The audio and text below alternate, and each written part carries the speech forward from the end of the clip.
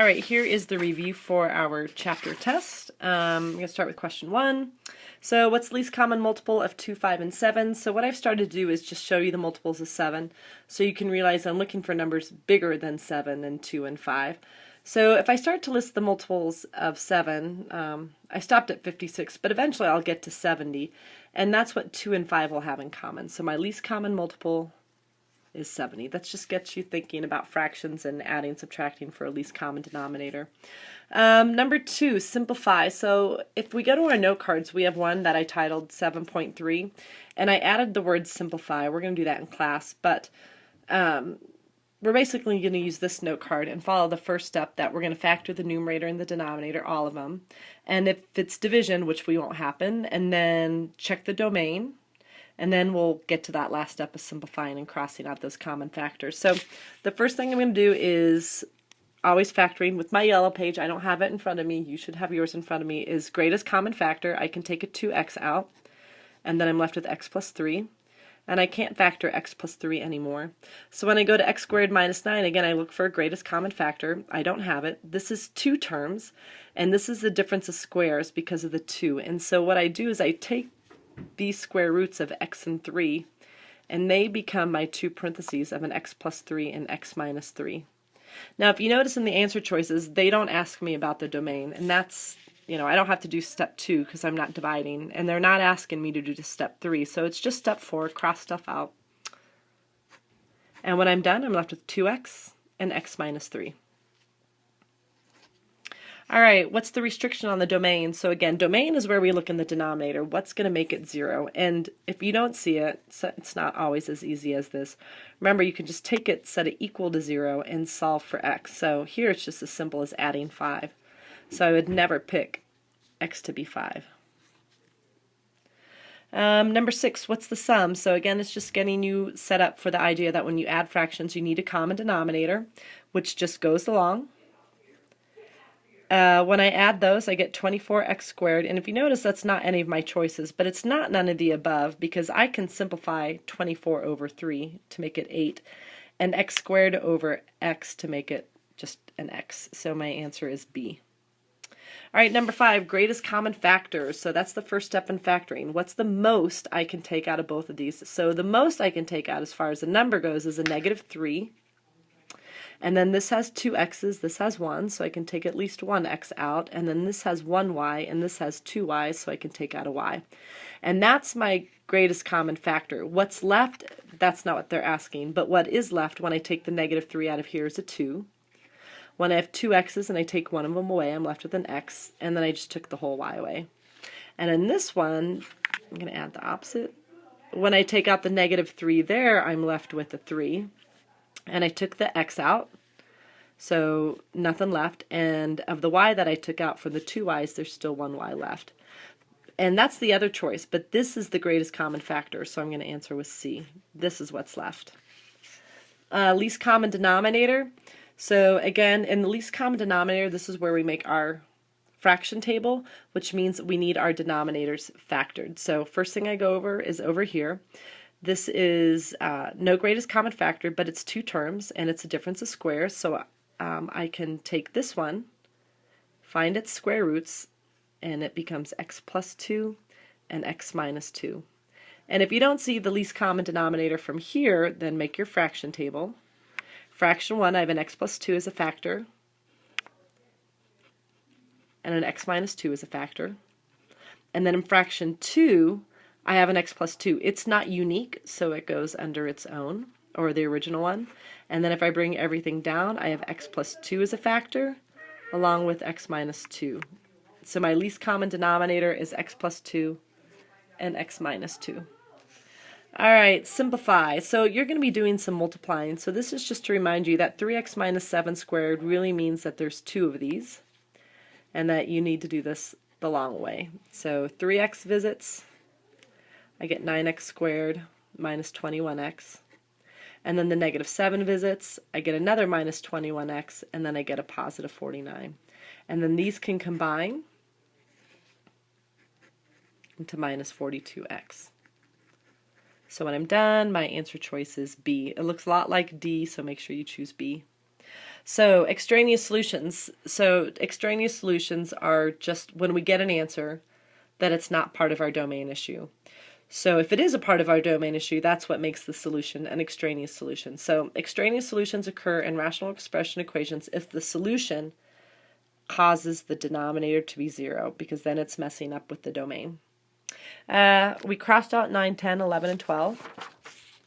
And we're going to jump to 13. So 13 is going back to one that we already did. We are simplifying, so you can use this note card.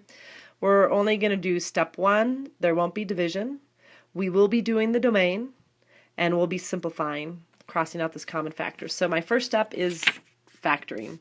So first, greatest common factor, I'm going to do my factoring for this one over here. So I'm going to take a 2 out. This is what I'm left with. What's left is 3 terms. This is not so easy factoring. So this will take a little bit more work, but I multiply, I get negative 12, and then the 1 that's here goes here, and I need factors of negative 12 that get me to 1, and I'm going to make the 3 negative. And so what's going to happen is I'm going to rewrite this, but I'm going to replace this with this. So the 2 I'm just ignoring from now.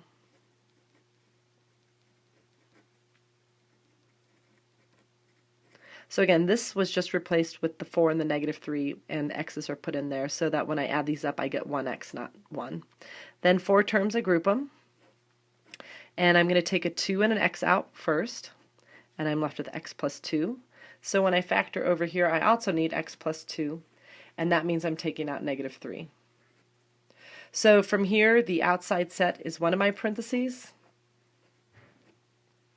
and the matching set's the other. And remember that 2 that I ignored? I'm going to bring it down here. And so here's my numerator all the way factored. So now I'm going to go to the denominator, and I'm going to do that factoring work over here. So first, greatest common factor, I can take a 4 out. And then what I'm left with is 3 terms, but this is easy factoring because it's x squared. So factors of negative 8 that get me to negative 2. And I'm going to make the 4 negative. And now I can do x minus 4 and x plus 2. And then that 4 that I took out comes along and joins it. So now I'm going to bring this over here. And I just want to simplify wherever I can. So I did all the factoring. There's no dividing here, but I will go ahead and check my domain. So what would I never pick? I would never pick 4, and I would never pick negative 2. And let's cross stuff off. So x plus 2 can take out x plus 2. And then think of this as 2 halves, and I can make it 1, which I don't really need, and then this is 2. So when I'm done, do not leave your answer like this. When I'm done, I have 2x minus 3. I'm going to wrap it in parentheses. It either all goes or none of it goes. And in the bottom, I have a 2 with the x minus 4. This is your answer, and I do expect you guys to write that. All right, going to 14. So again, what I'm going to do is look for factoring the top and the bottom, greatest common factor. So in the top, I can take out an x cubed. And when I'm done, I'm left with 9x squared minus 4. Then I want to look at what's left, and there's 2 terms. This is a difference of squares. These both have perfect square roots. So the square root of 9x squared is 3x. The square root of 4 is 2. So I'll do 3x plus 2 and 3x minus 2. And then this x cubed still comes along, so there's my numerator. When I go to the denominator, I can take an x squared out. I can do a greatest common factor, and then I'm left with 3x plus 2. So this is factored. I'm going to go ahead and, again, there's no division. Check my domain. For this one, I would never pick 0. And for this one, I would never pick 2/3. And again, if you don't see it, what's going to make that 0? Because I don't want it to equal 0. So I'm going to subtract 2. And then I'm going to divide by 3. So that's where I'm getting the negative 2/3. And I'm going to go ahead and just add 0 into that little mix. So that's what I would never pick as far as my domain goes. Now I'm going to cross stuff off. So 3x plus 2 can be crossed off. And then of this x cubed and x squared, these 2 x's can take out 2 of these x's, so I'm just left with an x. So when I'm done, on the top in the numerator, I have an x and 3x minus 2. and there's nothing left in the denominator. So there's 14. All right, 15, and then I'm going to make a different video for the next page.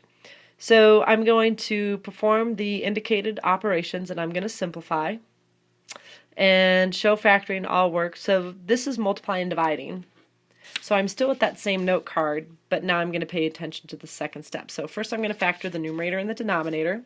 So greatest common factor, no, it's 3 terms. It's an easy one. So factors of -12 that get me to -4.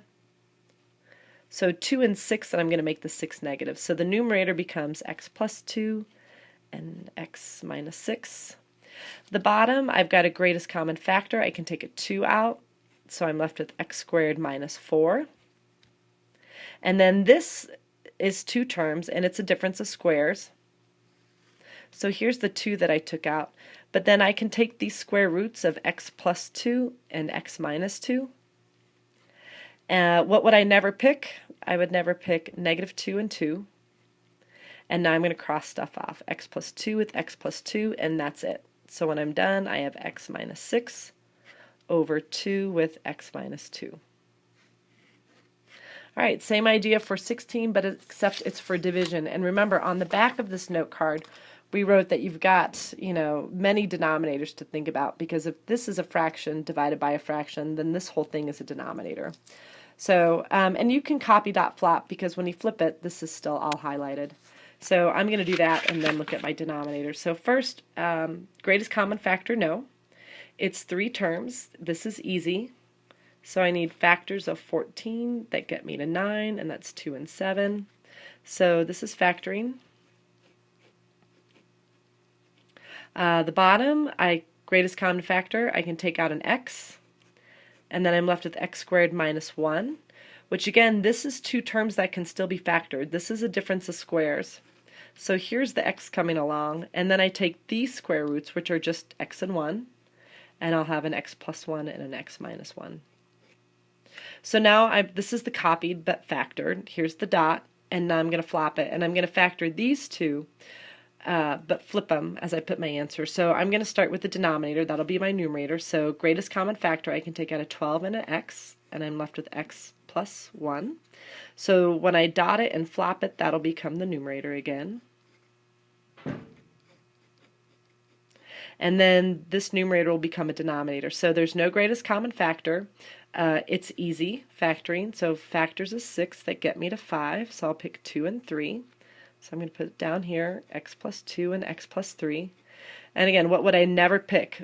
So again, look, denominator and the whole second fraction. So I'd never pick 0, -1, and 1. I'm going to start to write these down. Over here, I would never pick -2 and -3. And then when I look here, I already got 0 for this and -1 for this, so I don't need to rewrite it. So let's cross stuff off. So x plus 2 and x plus 2, x plus 1 and x plus 1. This x can take out the x from the 12x, and when I'm done and I look in the top, I have x plus 7, that's it, with the 12, sorry. And then in the bottom, I have x minus 1 and x plus 3. And that is the first page. Alright, for the second page, so notice we're doing adding, subtracting, so I want to get that note card out. And the first thing I want to look for is, if it is theirs, I want to change any subtraction to addition. I want to add the opposite. So not here, but it happens here. Oops. So I'm going to add, and I apply the opposite to the numerator. So that's going to become a -5x, and that's going to become plus 6. Alright, next thing I want to do is here I just have to factor the denominator. So I'm just going to finish 17. So I can't factor x plus 3. I can't factor x minus 7. So now I want to find the least common denominator. If you can't see it, make your fraction table. So fraction 1 is x plus 3. Fraction 2 is x minus 7. So if I just bring the items down, here's my least common denominator, x plus 3 and x minus 7. So now what I'm going to do is multiply each fraction, the numerator and the denominator, by what it needs to have the least common denominator. So if this fraction needs both x plus 3 and x minus 7. It only has x plus 3. I'm going to add the x minus 7 to the top and the bottom. Sorry, I'm doing this one-handed, so it's a little messy. Over here, it needs both, but it only has the x minus 7, so I'm going to put the x plus 3. So now they both have the same denominator. Alright, so now what I'm going to do is, I've done this, and so now I'm here. I'm just going to multiply my numerators and combine like terms. And then I'll just bring along the denominator. So multiply the numerators. This is all the work. So here's the numerator rewritten, 4x and x minus 7. And over here, we're going to have x plus 1 and x plus 3. So multiplying, the 4x distributes, so I get 4x squared minus 28x. Over here, the x visits first, so I get another x squared and a 3x. Then the 1 visits, and I get a 1x and a 3. And so I multiplied my numerators. I'm going to combine my like terms. So 4x squared and x squared. Done with those. I'm going to cross them off. When I put my x's together, here's 4x with negative 28x. Give me negative 24x. I'm done with those. And then I'm going to have the 3. And then step 5, just bring along the denominator of x minus 7 and x plus 3. And again, check your domain. What would I never pick? I would never pick 7 and negative 3. So here's my answer. Oops. All right, let's go to 18. So on 18, first thing I'm going to need to do is add the opposite, did it. Then I need to factor the denominator. So here, greatest common factor, no. This is 3 terms. It's easy. I'm going to come over here. So factors of negative 8 that get me to 7. And now I can make my parentheses. I don't need this one anymore. So maybe you can see the least common denominator. If not, again, make that fraction table. So fraction 1 has x plus 8, and it has x minus 1. And then fraction 2 has x minus 1. So if I just bring everything down, my least common denominator is x plus 8 and x minus 1. Alright, so next step. Multiply each fraction, the numerator and the denominator, by what it needs to have the least common denominator. So my first fraction already has both of them, so I'll just bring the 2x plus 3 along. The second fraction has the x minus 1, but it needs the x plus 8, so I'll be taking both the top and the bottom times x plus 8. So I'm going to put this down here. I'll be taking negative 5x plus 6 times x plus 8. And now I'm going to go on to the next step, which is just multiply the numerators and combining the like terms. So this is good, but over here I'm going to distribute. So I get negative 5x squared and negative 40x. And then I get a 6x and I get a 48. Here's the stuff that just went along, and now I'm going to combine my like terms. So as far as x squareds go, I just have the negative 5x squared. Now I'm going to get all my x's. So for instance, 2x and 6x, that's 8x. Put that with the negative 40x, and I get negative 32x. And then my numbers 3 and 48 will give me 51. Hopefully I'm not making any mistakes. And then the last step, well, almost, just bring along that denominator, that least common denominator of x plus 8 and x minus 1. And now what would you never pick? I would never pick in for domain negative 8 and 1. Alright, now we're going to solving. So here again we're going to check for extraneous solutions. There was a question about that in the front. So for that note card, once I find it, was that homemade note card that I did. And you either got several fractions or just a fraction equaling a fraction, so then you can use cross products. So that's what the first one is. I can just use cross products, simplify, I'll solve for x by my different methods, and then I'll check for extraneous solutions and I'll check for my domain. So I'm just going to go crisscross and multiply. So I'll be taking 3 times x minus 4, and I'll be taking 2 times x plus 1. So now I'm going to simplify, distribute that 3. And now I don't have to factor, they're the same type of x, so I'm going to subtract 2x to over here, and I'm going to add 12 to over here, and when I'm done my answer is 14. For my domain issues, I would never pick -1 or 4, and since my solution is not here, it's not extraneous. So no extraneous solutions. All right, next one. So this is several fractions. So what's going to be the least common denominator? Again, if you can't see, I'm going to the other side. It does say add the opposite, factor the denominator. There's nothing to factor here with x plus 2. Establish the domain. I'll go ahead and do that. I wouldn't pick -2. And then my next step is now find the least common denominator, the fraction table. If you see it, great. Fast forward a little bit. So fraction 1 has an x plus 2. Fraction 2 also has an x plus 2. And fraction 3 just has a 1. So if you really want to put that, you could. But if you bring everything down, x plus 2 and 1, your least common denominator is just x plus 2. So what we're going to do now is we're just going to multiply the numerator in each term or fraction by that least common denominator, because our goal is to get rid of the denominators. So I'm going to multiply this by x plus 2 and this one by x plus 2. I am going to put these in parentheses. And this one by x plus 2. So this x plus 2 will take out this one, and I'm left with 4x. This x plus 2 will take out that x plus 2, so I'm just left with 2. And this is 1, so all of this is coming along, 2 and x plus 2. So now I'm going to multiply, distribute that 2 here, clean it up a little bit, and now I'm going to subtract the 2x over. I can just get x by itself, and when I'm done, x is 3. So is this extraneous? No, it's not in my domain issue, so it's just a regular solution. All right, next one. So first step, add the opposite. I don't have to. Factor the denominator. X plus 1 I can't, 3 I can't, but I can take a 3 out of both of these. I don't need this one.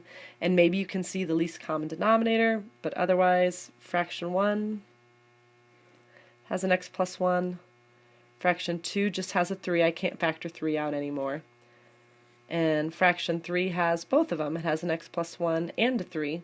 So when I'm ready, my least common denominator, bringing everything down, is 3 with that x minus 1.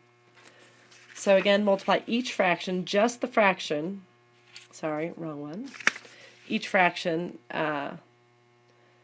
each numerator by that least common denominator. So these are all going to get multiplied by 3 and x plus 1. So this one, and this one. And the denominators will all disappear. So this x plus 1 takes out this one, and I'm left with 3 and 3, which are multiplying, not adding, so I get 9. Whoops, sorry. And this 3 will take out this 3, so I'm left with an x minus 2 that will multiply eventually to the x plus 1. And then this will take out all of this, so I'm left with 13. Alright, so I got to start cleaning it up. I'm going to multiply this. I get x squared. Then I get a 1x. Then I get a minus 2x. And then I get a minus 2. And then I still have the 9. I'm going to have to factor. I'm seeing more than one type of x, so I'm going to get everything on one side. So start with the x squared. My x's just become a minus x. And then this, so I got those. This 9 minus 2 is 7. And when I bring the 13 over to join the 7, I have minus 6. So now I'm going to factor. No greatest common factor, it's easy factoring, so I need factors of -6 that get me to this -1 that's here. So -3 and 2. Then I'll do x minus 3, x plus 2, and my solutions are 3 and -2. So are they extraneous? Well, I never did anything for the domain, so here I wouldn't pick -1, and over here I wouldn't pick -1. So since those are not part of my domain, those aren't extraneous. All right, let's go to this one. So no adding the opposite, can't factor, I can factor, but there's no greatest common factor, and this is easy factoring. So factors of -2 that get me to the -1. Here they are. So this will be replaced with this. So least common denominator, fraction table. Fraction 1 has x plus 1. Fraction 2 has x minus 2. Whoops, I ran out of room. And fraction 3, sorry about that, has both of them. So if I bring everything down, I'm going to write it over here, I'll be bringing down an x plus 1 and an x minus 2. And that's my least common denominator. So again, multiply the numerator in each term or fraction by the least common denominator. So each one's going to get multiplied by x plus 1 and x minus 2. Alright, there's the first one. Here's for the second fraction. Here's for the third fraction. And now everything in the denominator will cross off something in the numerator. So x plus 1 gone. I'm left with 5 times x minus 2. X minus 2 will take out x minus 2, so I'm left with x times x plus 1. And this will take out all of this, so I'm left with 8x minus 7. So now I'm just going to, step 7, simplify that numerator so I can figure out how to solve. So distribute the 5. Distribute the x. I will have to factor because there's more than one type of x, so get everything on one side, start with the x squared. When I put my x's together, I got 6x, and when I bring this 8x over to join it, it'll be minus 2x. So there's that gone. And then the -10, when I add 7 over, I'll be having a -3. So now I'm ready to solve here. Again, we have to factor. There's no greatest common factor. This is easy factoring. So factors of -3 that get me to -2. So I'm going to have x minus 3 and x plus 1. And then my solutions are 3 and -1. Are they extraneous? Let's go back to the domain. I'd never pick -1 or 2, which also happen over there. So I'd never pick, again, -1 or 2. So in the end, you guys, of my solutions, 3 is the only solution. This one is extraneous. All right. Almost there. Okay, so a little bit more with adding, subtracting. And you know what? I think we're going to do at this point so I don't run out of time. I'm going to make another video for the final part. Okay, let's finish this one up. So again, we're still adding, subtracting, or I'm sorry, we're solving here. So add the opposite. Here is, nope, no adding the opposite, that's an equal sign. So least common denominator, again, if you don't see it, I'm sorry, it says factor the denominator, that's step 2, which I can't factor any of these. Fraction 1 has x minus 7, fraction 2 has a 3, which I cannot factor, and fraction 3 has an x minus 7. So if I bring everything down, my least common denominator is the x minus 7 with 3. So let's go through and add multiply each fraction by x minus 7 and 3. So there's for the first fraction, the second fraction, and the third fraction. And now the bottom, the denominator, will cross off with something in the top. Here I'm left with 3 times 2x minus 9. Here I'm left with x times x minus 7. And then here I'm left with 5 times 3, which I'm going to go ahead and just write 15. I'm going to distribute my 3, distribute my x, and it looks like I'm going to be factoring. So standard form, everything on one side, start with the x squared. 6x, take away that 7x is minus 1x. And then if excuse me, if I have the -27, sorry, and I want to bring the 15 over to join it, I'll be subtracting it. I'm going to get minus 42. So now I look for greatest common factor. Can't. This is easy factoring, so I just need factors of -42 that get me to -1. Here they are. So I do x minus 7 and x plus 6. What's going to make them 0 are 7 and negative 6, so those are my solutions. But my domain issue doesn't allow me to have 7. So that means the actual only solution is negative 6. This is extraneous. Okay, last solving. So least common denominator. 2x plus 3, 2x plus 3, I can make that one 2x plus 3. So I'm going to go through, I didn't do my fraction table, multiply each of these by 2x plus 3. And now the denominator will take out the numerator. I'm left with negative 2. Takes out the numerator. I'm left with x. And here I'm left with x times that 2x plus 3. So I'm going to first distribute. So here's the negative 2 and the x coming along. But now I get 2x squared and 3x. It looks like I'm going to have to factor because I have more than one type of x. So writing it in standard form, 2x squared goes first. These x's become 4x. And then I'm going to add the 2 over. And now for factoring, again, greatest common factor, I want to take a 2 out, make this a lot easier to work with. And now this is easy factoring. So factors of 1 that get me to 2, well, these are the only factors of 1. So I'm going to move up here. So here's the 2, and then I have x plus 1 and another x plus 1. So I'm ready to solve. My answer is negative 1. So as far as domain goes, if you can't see what makes that 0, set it equal to 0 or not equal to 0, subtract the 3, divide by 2. So I'd never pick negative 3/2, which is just negative 1/2. So this is what I can't pick. Those are those walls when we graph. So my solution is not extraneous. All right, last one. Note card, graphing. So remember A, you got your reference points. It also tells you stretch, compress, flip. I've got my left, right. I've got my up, down number. And for the left, right, remember we want to look at what makes it 0. And that's also my wall. So first A is negative 2. My asymptotes is what makes this 0. So my vertical asymptote is 1.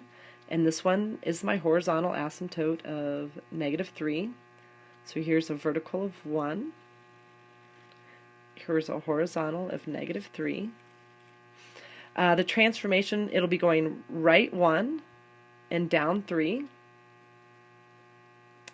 And my reference points are 1 in A and negative 1 in the opposite of A. So we talked about just treat this as your x and y axis and graph those points, and the right 1 down 3 will just happen. So over 1 down 2. Here's your shape. And then negative 1 up 2, and here's your shape.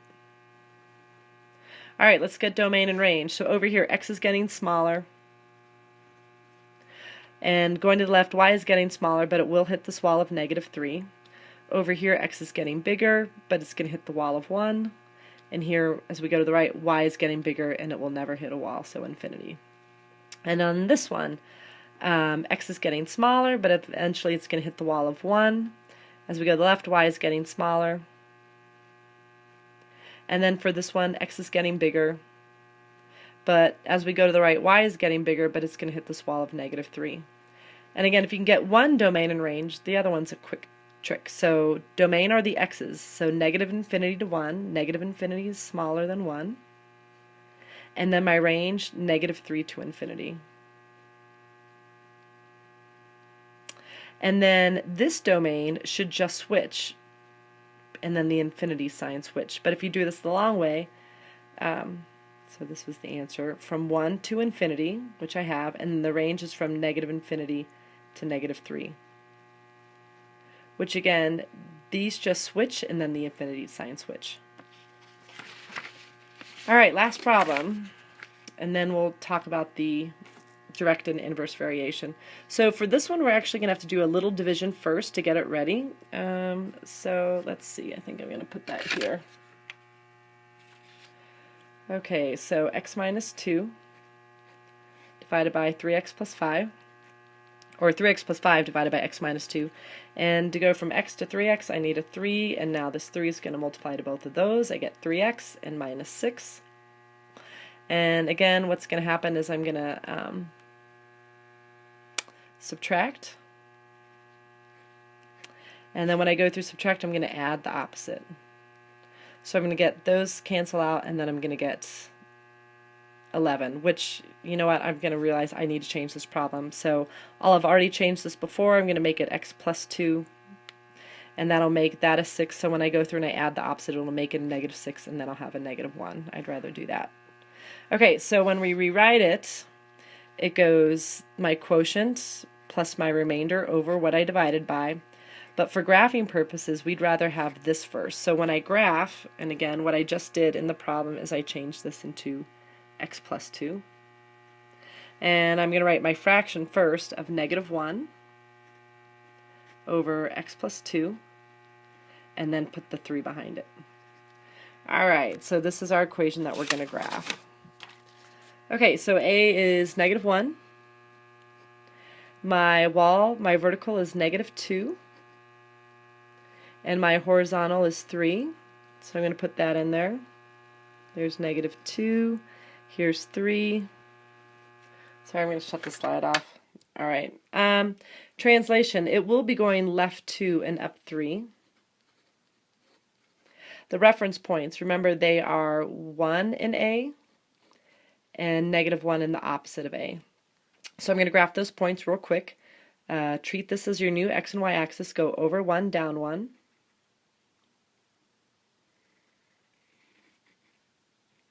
And then negative 1, 1. And I guess, sorry, I should put up here that it also flipped, and that this one also flipped. I didn't write those in my transformations. So let's do the domain and range. This time I'm only going to do one of them, and show you the trick. So I'm going to do this one. So over here on the left, x is getting bigger. And as I go to the right, y is getting bigger, but it's going to hit this wall of 3. And then over here, as I go to the left, x is getting smaller, but it's going to hit this wall of negative 2. And then as I go to the left, y is getting smaller, but it won't hit a wall. So there's always one infinity in each of these. So when I do the domain and range, I don't care which one you make domain 1 and range 1. Domain goes from negative 2 to infinity. And then range goes from negative infinity to 3. And make sure it's always the smaller one on the left and the bigger one on the right. And now for the other domain and range, these just switch, and then the infinity becomes the opposite. So these will just switch, and instead of negative, I'll have positive infinity. And there you go.